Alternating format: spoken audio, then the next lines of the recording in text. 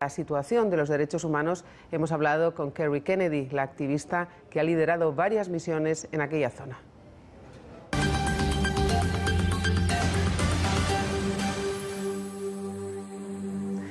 La Casa de América acoge una vez más al equipo del Mundo en 24 horas, en esta ocasión para conversar con una activista en derechos humanos, Kerry Kennedy. Ella es la presidenta del Centro Robert Kennedy por la Justicia y los Derechos Humanos. Es una institución que vela por ellos allí donde peligran y que también instruye en esta materia, impartiendo charlas y conferencias por todo el mundo. Kerry Kennedy, bienvenida. Muchas gracias por estar con nosotros.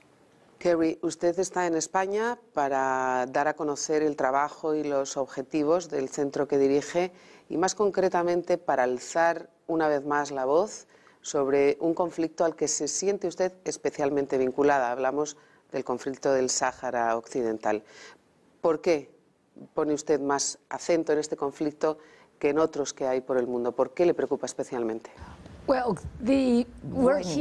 porque estamos aquí para lanzar el centro de Robert F. Kennedy aquí en España y estoy encantada de haber vuelto a España, un país en el que he vivido a los 20 años trabajando en una granja fuera de Sevilla, y también es un país que ha estado tan cerca de la familia Kennedy durante generaciones y generaciones. Por lo tanto, es estupendo estar aquí en España. Siempre he soñado con traer al centro de Robert F. Kennedy aquí y sobre todo trabajamos en nuestro proyecto de educación sobre derechos humanos que queremos llevar a escuelas en todo el país. Uno de los programas en los que estamos trabajando, además, que es urgente ahora mismo, esta semana, es el Sáhara Occidental. El verano pasado dirigí una delegación internacional de activistas de los derechos humanos de Brasil, Argentina, Irlanda y otros países, 4 o 5 países más, al Sáhara Occidental. Y allí hablamos con gente que se había enfrentado a la prisión, a la tortura y a la muerte. Cientos y cientos de víctimas de abuso de los derechos humanos a manos de las fuerzas de seguridad marroquíes. Estas son personas a las que se ataca simplemente porque quieren ejercer su derecho a asociación y expresión libres. Cuando han criticado al Reino de Marruecos, pues son unas víctimas.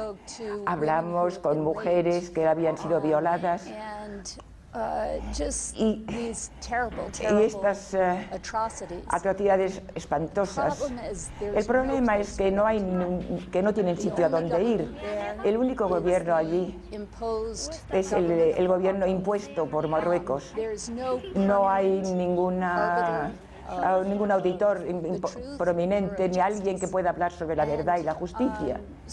Por tanto, están ahí fuera, con el frío, por así decirlo. Estamos trabajando ahora mucho y estamos tan orgullosos de los Estados Unidos de América.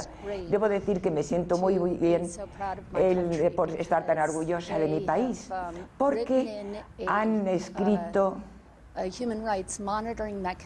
han preparado un mecanismo de supervisión de los derechos humanos en Marruecos, las fuerzas de mantenimiento de la paz en el Sáhara Occidental, y quieren preparar este mecanismo y se va a hablar de ello en las Naciones Unidas el lunes que viene. Estamos trabajando en ello para que los otros países también nos ayuden a pasar esta legislación. Precisamente el próximo lunes, el enviado especial en el Sáhara, enviado especial de la ONU, Christopher Ross, presenta un informe en el que va a hablar de frustración y de jóvenes dispuestos a retomar las armas. ¿Qué le parece a usted? Bueno, sabes, no me sorprende esto en absoluto, porque de hecho el Centro Robert F. Kennedy está enviando un informe sobre el Sáhara Occidental hoy mismo. Son gente que han estado bajo ocupación durante 3 décadas. Y las Naciones Unidas han prometido que tendrían un referéndum sobre el futuro del Sáhara Occidental, y lo hicieron hace 30 años. Este referéndum todavía no se ha celebrado. Es un sentimiento increíble el estar en el Sáhara Occidental, porque se está en ocupación militar absoluta. Cuando estuvimos allí el verano pasado, por ejemplo, prácticamente en cada esquina veíamos vehículos de la policía y del ejército. Un día estábamos conduciendo en una calle y de pronto vimos a un grupo de mujeres y de oficiales de policía y vimos a un policía dándole una paliza a una mujer que estaba en una protesta pacífica y estaba rodeada por otros 3 hombres de uniforme. Eran de seguridad estatal y paramos el coche y en cuanto que vieron que nuestro coche se paraba, mi hija de 17 años estaba allí sacando fotos y en cuanto vieron el coche, la seguridad estatal vino al coche, nos rodeó y empezó a gritar a mi hija. Y finalmente este hombre metió la mano en el coche para cogerle la cámara y le dio un golpe en la cara. Y ella siguió sacando fotos y no le pasó nada realmente, pero la mujer le dieron una paliza tan tremenda. Y yo me volví al conductor, a Minatu Hadar, a la que se conoce como la Gita Gandhi del Sáhara Occidental. Dije, ¿quién es ese hombre? Y me dijo, es el vicegobernador de la región, nombrado por el reino de Marruecos. Es el hombre que le dijo a mi hijo de adolescente, voy a violarte hasta que estés paralizado. Esto es el vicegobernador de la región. Podéis imaginaros la frustración que siente esta gente. No hay en ninguna manera de expresar la condena a lo que está ocurriendo. Y no tienen esperanza para el futuro.